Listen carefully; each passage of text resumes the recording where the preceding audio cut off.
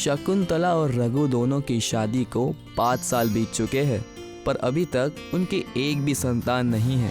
दोनों ही वन विभाग में काम करते हैं और पेड़ पौधों से बेहद प्यार करते हैं। हमारी शादी को 5 साल से भी ज्यादा वक्त बीत चुका है और अभी तक हमारी कोई औलाद नहीं है।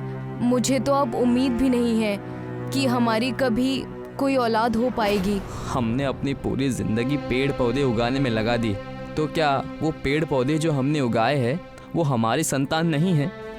ऐसी बात नहीं है, पर हमारे वंश को आगे बढ़ाने वाला भी कोई तो होना चाहिए ना। अब ये तो ऊपर वाले के हाथों में है। अगर वो हमारे ऊपर अपनी मेहरबानी बनाए रखेंगे तो जल्दी हमें संतान की प्राप्ति हो जाएगी। चलो आज काम पर जाने से पहले मंदिर जाते हैं। रघु और शकुंतला दोनों मंदिर जाते हैं। पूजा करने के बाद ये दोनों अपने काम पर निकल जाते हैं। जैसे ही ये दोनों जंगल पहुंचते हैं, उन्हें एक बच्चे की रोने की आवाज सुनाई देती है।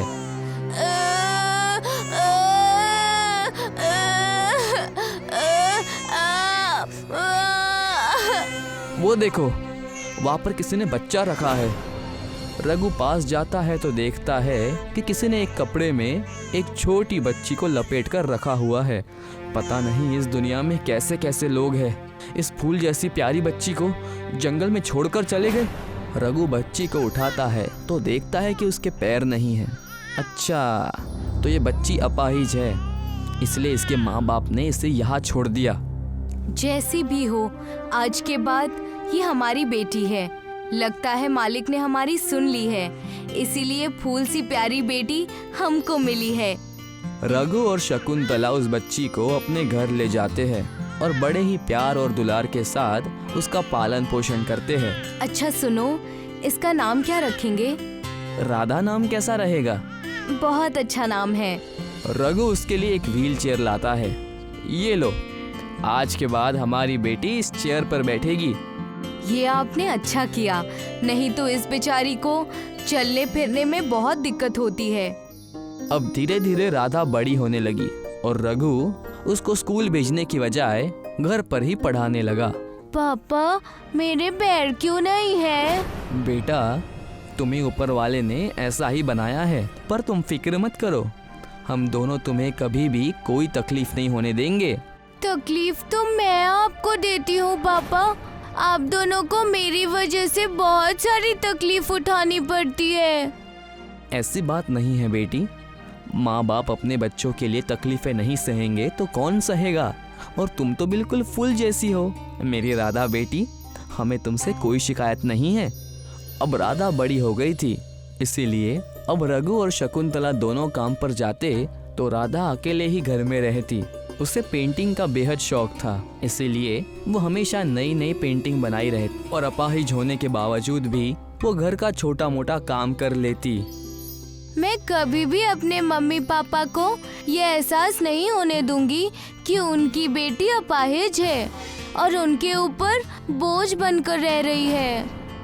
राधा से जितना हो सकता वो उतना काम करती थी, जिसके लिए रघु कभी कभी उसको डांट भी देता था।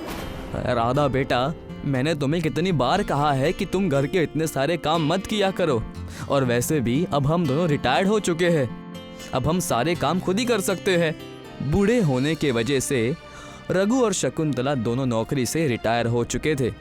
अब दोनों के पास पैसे कमाने का कोई जरिया नहीं था। अब तो हम दोनों रिटायर हो चुके हैं, बिना नौकरी के घर का खर्चा कैसे चलेगा? तुम इसकी फिक्र मत करो, मैंने कुछ पैसे बचा कर रखे हैं। जल्दी ही रघु के सारे पैसे खत्म हो जाते हैं और उसको घर के खर्चे चलाने में बहुत दिक्कत होती है। पापा, अगर मैं अपाहिज नहीं होती तो कोई नौकरी करती, जिससे इतनी तकलीफ नहीं होती आपको। पर अब मैं घर से ही अपना कोई काम शुरू करूंगी, जिससे कुछ पैसे कमा सकूं। बेटा, मेरी नज़र में तो ऐसा कोई काम नहीं है जिसे हम घर से भी कर सकते हैं, पर हाँ, पेड़ पौधों के साथ जिंदगी बिताने से मुझे कुछ जड़ी बूटियों के बारे में ज़रूर पता है। क्या आप मुझे जंगल ले जाकर जड़ी बूटियों की जानकारी दे सकते हैं? हाँ हाँ, क्यों नहीं, चलो। रघु राधा को व्हील चेयर पर अपने साथ जंगल ले जाता है और उससे जड़ी बूटियों के बारे में बताने लगता है। ये मेहंदी का पेड़ है बेटा, पुराने जमाने में लोग पेड़ों से ही मेहंदी निकालकर पत्थर पर पीसते थे। इसका रंग एक बार हाथों पर चढ़ जाए तो बेहद समय तक उतरता नहीं है। इसीलिए पुराने जमाने में रानियां इसी पेड़ की मेहंदी लगाती थी। राधा उस पेड़ से कुछ मेहंदी निकालती है और घर लेकर आती है। घर में शकुंतला उस मेहंदी को पत्थर में पीसकर बारीक कर देती है और घर के बाहर राधा मेहंदी नाम का एक बोर्ड लगाती है, जिसे देखकर एक लड़की राधा से मेहंदी लगवाने आती है। अगले हफ्ते मेरी शादी होने वाली है, क्या तुम मुझे मेहंदी लगा सकती हो? हाँ, बैठ जाइए, मैं आपको अभी मेहंदी लगा देती हूँ। नहीं, अभी से लगा दोगी तो अगले हफ्ते तक मिट जाएगी। मैं तो आज बस पूछने आई थी।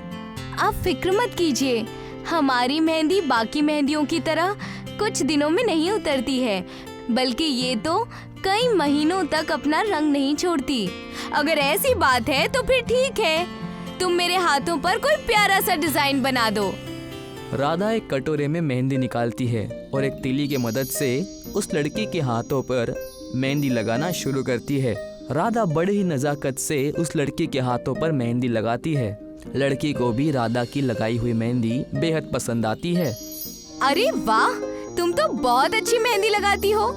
ये वाला डिजाइन तो मेरी सभी दोस्तों को बहुत अच्छा लगेगा। मुझे बचपन से ही पेंटिंग का बहुत शौक था, इसलिए मुझे नए नए डिजाइन बनाना आता है। तुम्हारे डिजाइन सच में बहुत प्यारे हैं। मैं अपने सारे दोस्तों को तुम्हारे पास मेहंदी लगाने के लिए भेजूंगी।